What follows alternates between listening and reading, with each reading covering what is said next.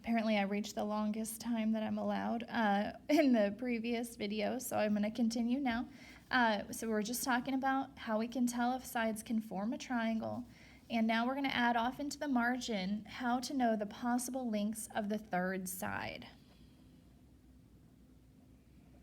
if they only give you two measurements.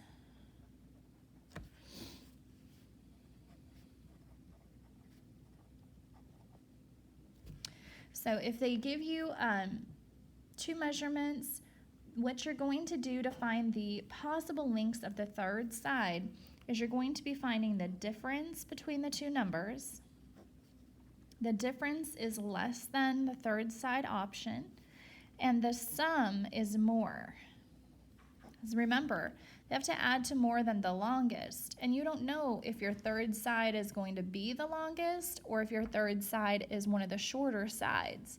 So if you find the sum and you find the difference, as long as you are between those two numbers, then the third side will work.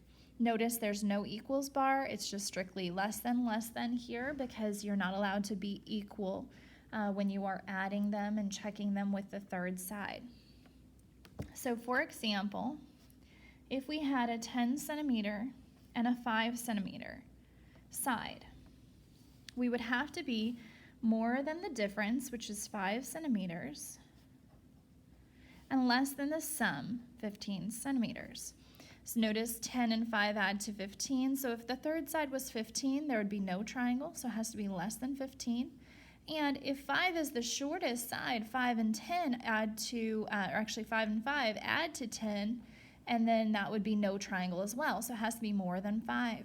Now like 5.01 is long enough, although it would be really hard to see that triangle that's formed. That would be a possible answer. So you need those inequalities. That allows you to have decimal values in your answer and not just whole numbers. There's one more thing I want to mention off in the margin here, and that is how to tell like which sides are the shortest and which angles are the shortest. You can tell this based off of the sides and angles of a triangle.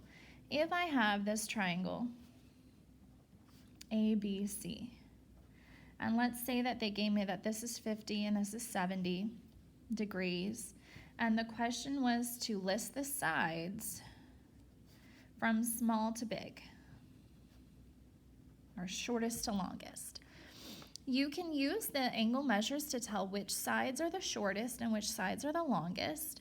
The shortest side is across from the smallest angle, and the longest side is across from the biggest angle. If you imagine, an angle formed, the bigger the angle, the farther apart the end of the angle would be for you to connect those, and that's how this is related. They're generally just going to give you two angle measures and have you find the third. So 70 and 50 would be 120. 180 minus 120 is 60 degrees for the remaining angle. And so we can see that A is the smallest angle. So if you want to know the side across from A, a hint would be to cover A, and then the letters that are left is the side across from A. So BC is the shortest.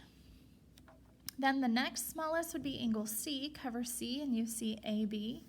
So AB is the medium length side.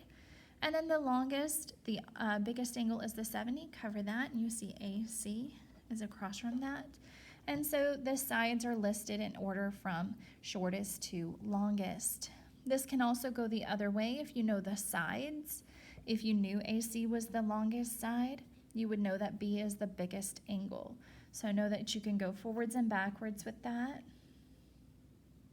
And then the last thing on this is that about kind of spherical and Euclidean geometry comparisons. And the main thing we want you to know about this is these triangle sums. We've talked about spherical geometry before and mentioned how there's no parallel lines, and that lines are these great circles that go through the ends of the diameter of the sphere. If you have a triangle in Euclidean geometry, you know that the sum is 180 degrees all the time. The rule for spherical is that the triangle sum is actually greater than 180 degrees and less than 540 degrees. So that's the thing that we want you to know most of all out of this little table here. So in Euclidean, they're always adding to 180. In spherical, they have to add to more than 180, less than 540. In Euclidean, right triangles only have one right angle, but in spherical, they can actually have three, which is very strange. And then in Euclidean, in an equilateral triangle, every angle would be 60. But in spherical, as long as the angles are equal and they add to more than 180 and less than 540, that can be considered an equiangular triangle in spherical geometry. Like they could all be 65, 65, and 65. That would add to 195, which is within the range here, and since they're all 65, they would be equiangular. So it's pretty interesting.